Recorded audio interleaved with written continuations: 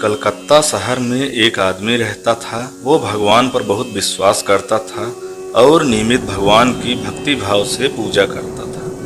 वह नियमित समुद्र में अपनी नाव लेकर मछलियां पकड़ने और सैर के लिए जाया करता था। एक बार उस आदमी ने सोचा कि चलो आज थोड़ा समुद्र में अंदर तक चला जाता है, और वह अपनी नाव लेकर निकल गया।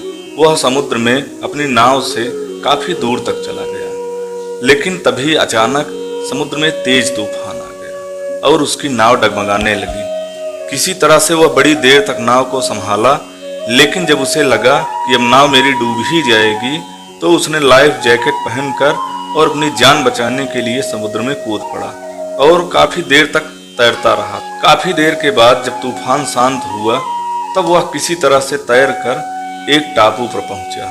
टापू पर पहुंचकर उसने देखा, अरे ये क्या है, तो पूरा टापू सुनसान है। यहाँ पर आदमी तो क्या, किसी जानवर तक के निशान नहीं है। जगह जगह पेड़ पौधे और फल फूल उगा देखा उसने। फिर रात बिताने का निश्चय किया और अपनी सहायता के लिए इधर उधर काफी प्रयास किया, लेकिन कुछ भी हाथ नहीं लगा। आखिर निराश होकर उसने भगवान से कहा, हे भगवान, ये मुझे कहाँ लाकर फंसा दिया।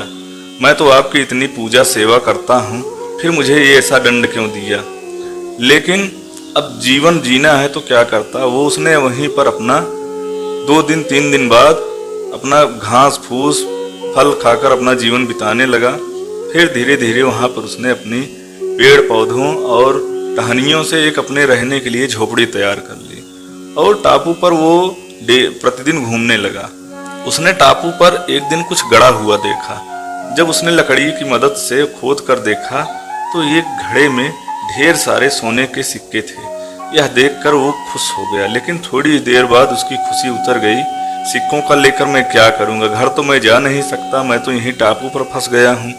यही सोचते सोचते वह रात में सो गया। तभी रात में खूब तेज बारिश होने लगी और बिजली भी खूब तेज कड़कने लगी। इतनी तेज बारिश और बिजली कड़कने से वो डर गया। तभी एक जोर की बिजली आकर उसकी झोपड़ी पर गिरी। किसी तरह वो जान बचाकर बाहर भागा, लेकिन उसकी झोपड़ी पूरी तरह जल गई। अब वो और दुखी हुआ, हे भगवान, मैंने ऐसा क्या बिगाड़ा है कि मुझे इतना दंड दिए जा रहे हैं। पहले मेरा घर परिवार छूट गया, अब मैं किसी तरह से इस टापू पर झोपड़ी बना कर रह रहा था, वो भी मेरी आग में जल गई। यही सोचते सोचते सुबह हो गई। तो सुबह उसने देखा कि एक नाव बड़ी तेजी से उसी की तरफ चली आ रही है और दूर से कुछ लोग हाथ के इशारे से बुला रहे हैं। किनारे पर जाकर देखा तो नाव सच में उसी की तरफ आ रही थी।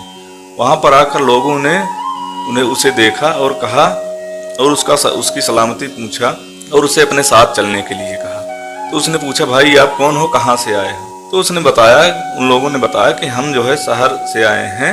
आपकी झोपड़ी जलती देखी तो हम समझ गए कि आप आग जलाकर हमको मदद के लिए बुला रहे हैं। बस हम लोग इधर से जा रहे थे, लेकिन दूर से ही आपकी जलती झोपड़ी देखकर हम घूम पड़े। हमने कहा कि आपको मदद की जरूरत होगी। वो आदमी मन ही मन ईश्वर का धन्यवाद दिया और अपने सोने के घड़े के साथ उन लोगों की नाव में बैठकर सकुशल अपने घर आ गया। और घर आकर उसने उन लोगों को भी उन स्वर्ण मुद्राओं में से कुछ हिस्सा दिया। कुछ दिन बाद उसने भगवान का एक भव्य सुंदर और विराट मंदिर का निर्माण कराया और जितने भी लोग उससे मिलते सबसे भगवान की कृपा के बारे में बताने लगा और इस प्रकार उसकी भक्ति पहले से भी ज्यादा दृढ़ हो गई। धन्यवाद।